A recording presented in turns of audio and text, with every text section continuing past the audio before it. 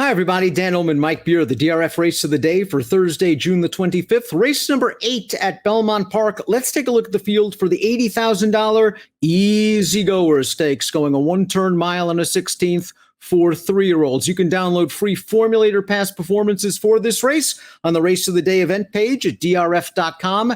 Access them, handicap along with us. We take a look at the Timeform US pace projector for this race. Celtic Striker down towards the inside. Prodigious Bay, the 5. Both horses have early speed. I wonder if Prodigious Bay, the 5, is a little faster. Yeah, I kind of thought that he might be, Dan, especially based off of his last 2 races where he just had easy speed, and they didn't really seem like they were that interested in letting anybody else go. I think you might see this horse on the front in this race.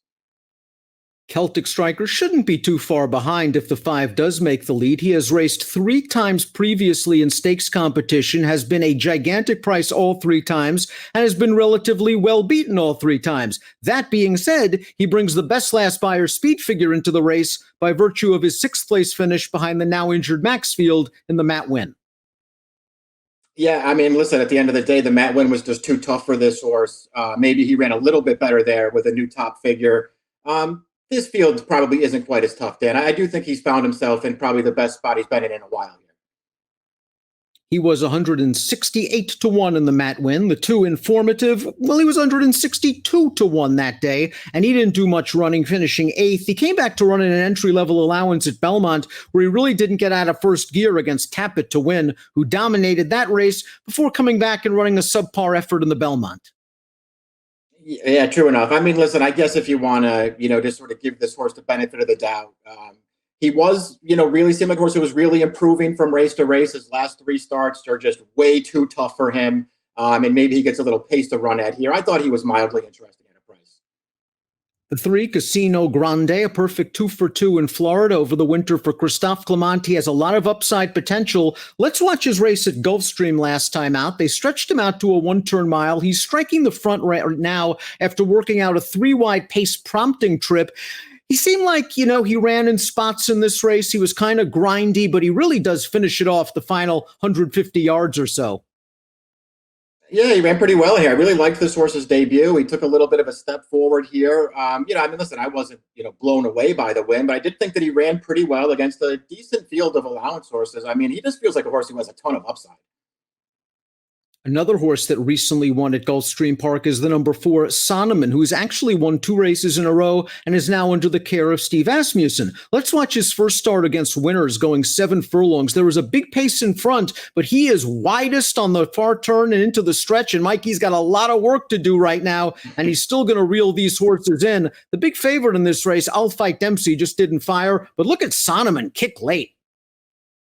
Yeah, he came with a good finish in here. He did take advantage of a fast and contested pace in here. He hesitated at the start. He was far back early. He made a really nice run, though, to close that field down. I actually felt like his win, when you go back to last October at Belmont, that one-turn mile, I thought that was a really impressive win, Dan, against a good field of maidens in New York. This horse, to me, has a ton of upside, and he has a big pedigree. Prodigious Bay beat 4 next out winners when graduating over a wet track at Oaklawn around 2 turns, 2 starts back. Then most recently showed his customary early speed and tired to finish 4th in a race where the winner might be a sneaky 3-year-old to consider down the road. He actually came back and ran a good 3rd in the Santa Anita Derby behind Honor AP and Authentic. Rushy earned a 97 buyer in that race. Yeah, he really did. So maybe that flatters this horse a little bit. I also sort of like the horse that ran 2nd in there, Candy Tycoon, who's, he's been a little bit of a money burner for Pletcher, but he feels like a horse who's really improved recently as well. So I think this horse was in a pretty good field last time. He's got speed. He's in career best form. I could make a case for this horse.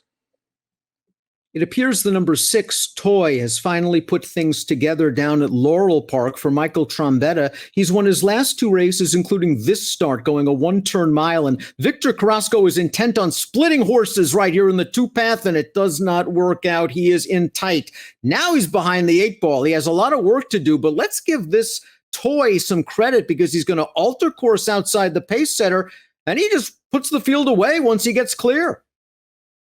Yeah, I gave him a lot of extra credit for this race. That's easily enough trouble, it felt like, to maybe get him beat. But he overcame it, and as you say, he actually closed it down pretty easily late. To me, he's just a horse who has improved noticeably since they've stretched him out in distance, and he has good tactical speed too. I thought that there was a lot to like about this horse.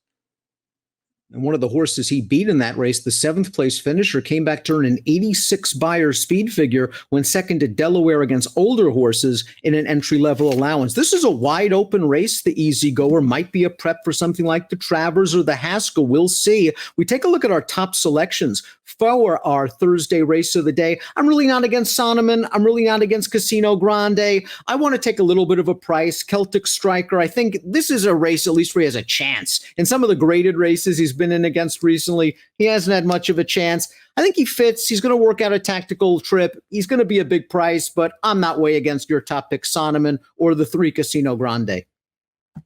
I don't disagree with the case that you just made for your horse on top, Dan. I wouldn't be shocked if he won this race. I've been a fan of Sonneman right from the start. I feel like he's really starting to put things together. I'm going to take him on top. I thought about putting Toy on top too. I like that horse's recent form.